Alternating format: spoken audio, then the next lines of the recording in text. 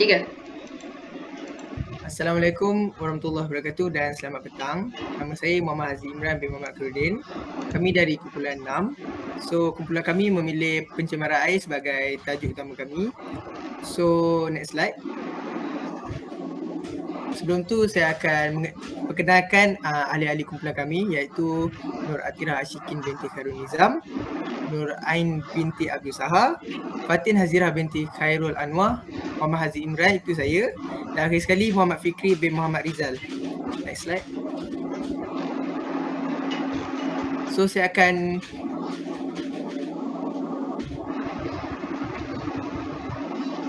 teruskan dengan definisi pencemaran air.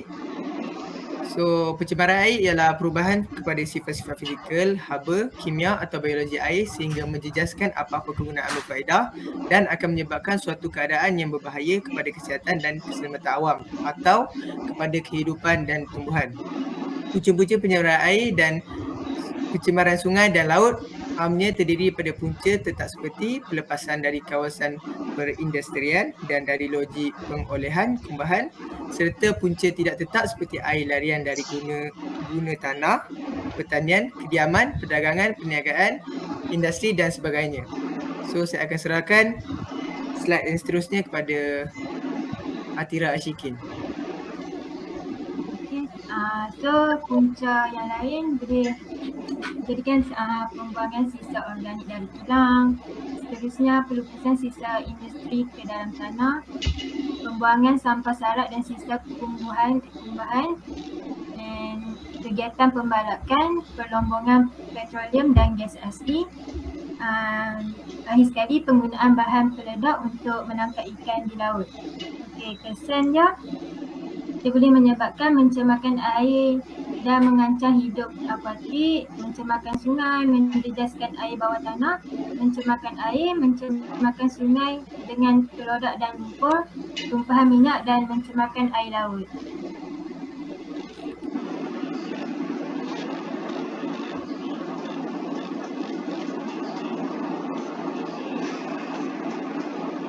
Saya akan terangkan untuk solusi pencemaran air yang pertama. Solusi pertama ialah jangan buang sampah ke dalam sungai, laut dan tasik.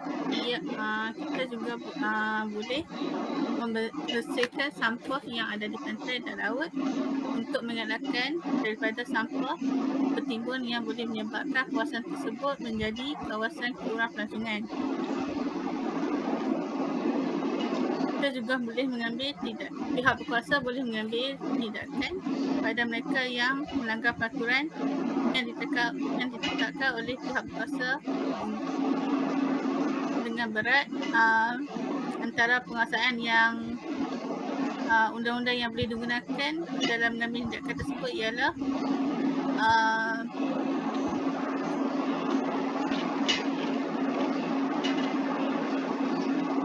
Akta Kualiti Alam Sekeliling 1974 dan Akta Industri Perkhidmatan Air 2006 dan atau Seksyen 34B memperuntukkan denda tidak melebihi RM500,000 atau penjara tidak melebihi 5 tahun atau kedua-duanya sekali jika terjadi kesalahan. Untuk huraian yang ketiga ialah kita juga boleh memasang perangkap sampah di dalam longkang bagi mengelakkan sampah tersebut mengalir masuk ke dalam sungai.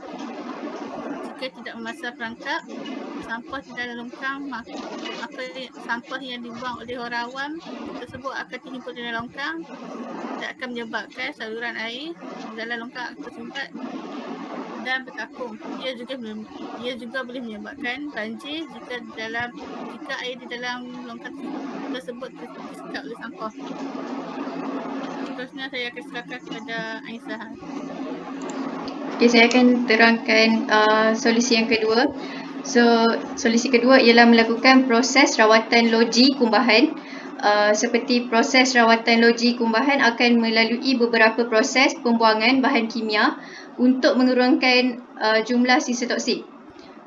Selain itu, menggunakan penapis biologi dan proses yang secara semula jadi merendahkan bahan buangan organik. Zara-zara berpejar dan bahan bukan organik dikeluarkan dengan menggunakan penapis itulah. Lepas tu memperkemaskan lagi pemantauan lembangan sungai melalui tindakan-tindakan pengawasan termasuk dengan penggunaan drone, pengurusan data dan analisis kecerdasan buatan. So saya akan serahkan kepada Atira sikit. Untuk yang ketiga, memelihara air dengan mematikan bilik air. Pertama, membantu mengelakkan masalah pembaziran air, mengurangkan kuantiti air yang tercemar yang perlu dirawat. Yang kedua, jangan membuang bahan cecair seperti cat, minyak atau cecair lain yang menyukarkan proses rawatan ke dalam sinki. Lubang tandas dan dalam longkang kerana ianya menyukarkan proses merawat air. Selain itu, jimatkan air dengan membagi sebarang pili yang bocor secepat mungkin. Kita juga boleh mengurangkan penggunaan air dengan memasang alat pengudara. Alat pengudara menghadkan aliran air dan boleh dipasang di bahagian luar atau dalam pili.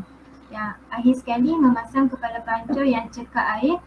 Jika kita mempunyai kepala pancur lama yang tidak cekak, cuba kita menggantikannya dengan model yang cekak air kerana model ini menggunakan sekitar 1/3 berbanding pancur lama dan boleh menjimatkan bil tenaga dan air.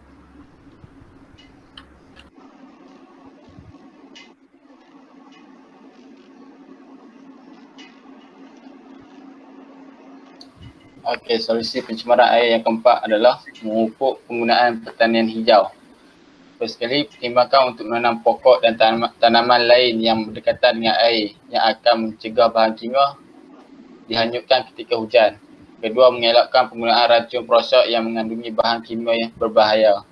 Sektor pertanian menggunakan lebih dari 70% bekalan air permukaan di seluruh bumi untuk segala-galanya, dari pengeluaran ternakan hingga pertanian.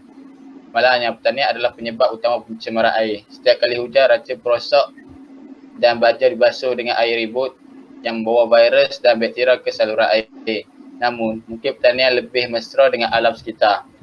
Seterusnya, untuk memupuk penggunaan pertanian hijau, pertimbangkan untuk menanam pokok dan tanaman lain yang berkaitan dengan air yang akan mencegah bahan kimia dihanyutkan ketika hujan. Anda juga harus mengelakkan penggunaan racun perosak yang mengandungi bahan kimia berbahaya. Okey. So, akhir sekali solusi pencemaran air ialah kerajaan perlu mengadakan kempen cintai sungai. So, apabila kerajaan mengadakan kempen ini, dia akan menumpukan kepada aktiviti gotong royong untuk membersihkan sungai agar sungai sentiasa dalam keadaan bersih dan boleh digunakan. So, second, aktiviti ini turut membabitkan kerja-kerja pengindahan sungai seperti penyediaan kemudahan rehat di sungai-sungai berkenaan. So, selain itu, aktiviti ini juga dapat menggerakkan hubungan silaturahim antara masyarakat di situ dan menyebabkan sungai menjadi bersih dan boleh digunakan.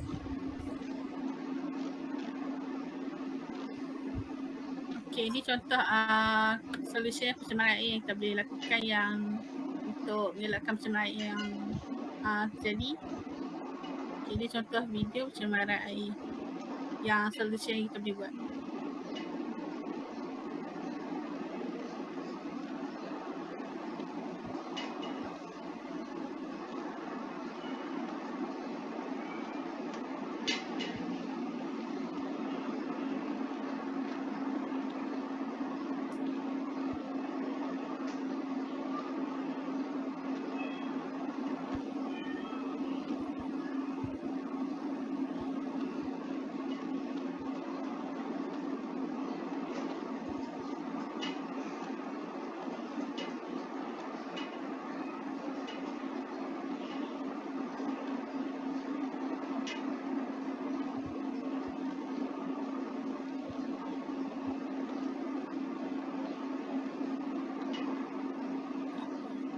Ini sahaja daripada kami.